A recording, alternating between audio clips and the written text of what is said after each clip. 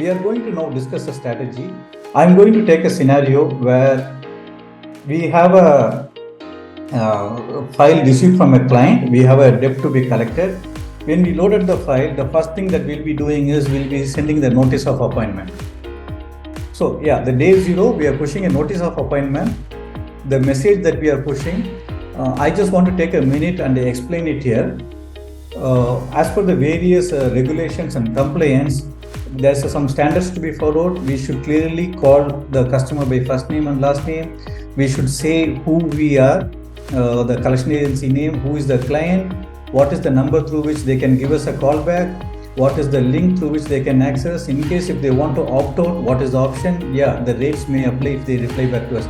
These are the standards that we need to follow. If we don't follow, yeah, the carriers may block us. Once we send this message, we have seen the debtors click this URL and they go and access the application, and we have seen debtors who are absent-minded and those kind of categories, they click pay now and they go and make a payment.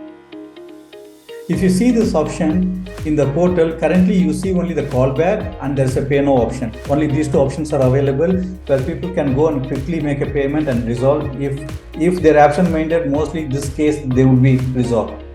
If let's say it is not, it moves on to the next step where we send a reminder for payment, and again in each and every message we need to keep the protocol on what content we need to send, and with that when we send this, the customer gets it. When the customer goes to the portal, yes, there is an option for a callback and again pay now because we are still insisting for a payment. The third message, we are requesting for a promise. The promise message has gone, Alan Thomas, need time to pay your dues with HKD Biometrics. You can do via call or through the portal. So when the customer goes to the portal at this stage should automatically include an option that will help him to give a promise. And this should happen seamlessly. So as the record moves into this flow, the messaging as well as the portal should be in sync.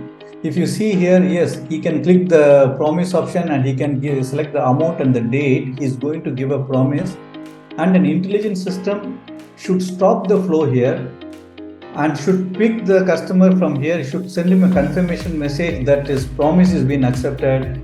It should send a reminder one day before the promise, and the day of the promise or the next day of the promise it should validate whether the payment is in place. Give him a thank you message if he kept the promise. If it's a partial or broken, send a different message, restart the workflow. That is something that we should be doing. Okay, but as you can see here, the system has automatically adjusted, the flow is automatically adjusted with a option to include a promise.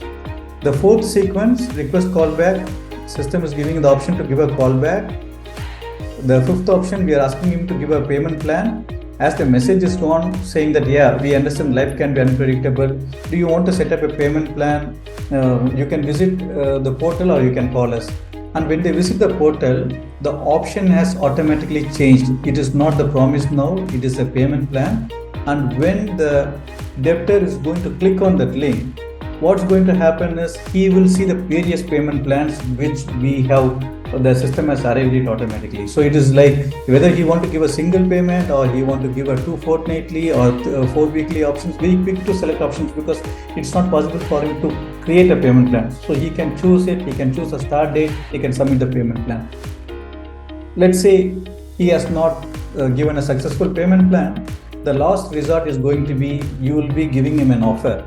Like there's a special offer for you, there are discounts if you choose a payment plan.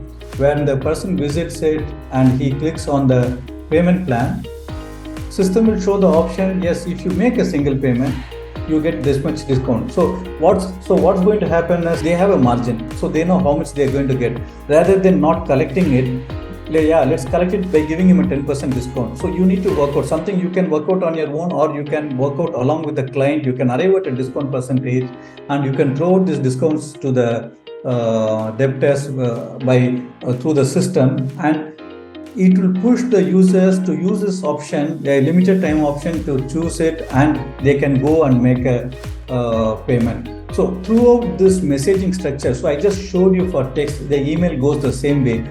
as the message goes from one step to another to one step to another, you can see that the link which is embedded in the portal is taking the customer in a seamless way across one to another by enabling the payment, by enabling the promise, by enabling the payment plan. Next time with offers, system will do it where there is no manual intervention needed and it will all happen seamless.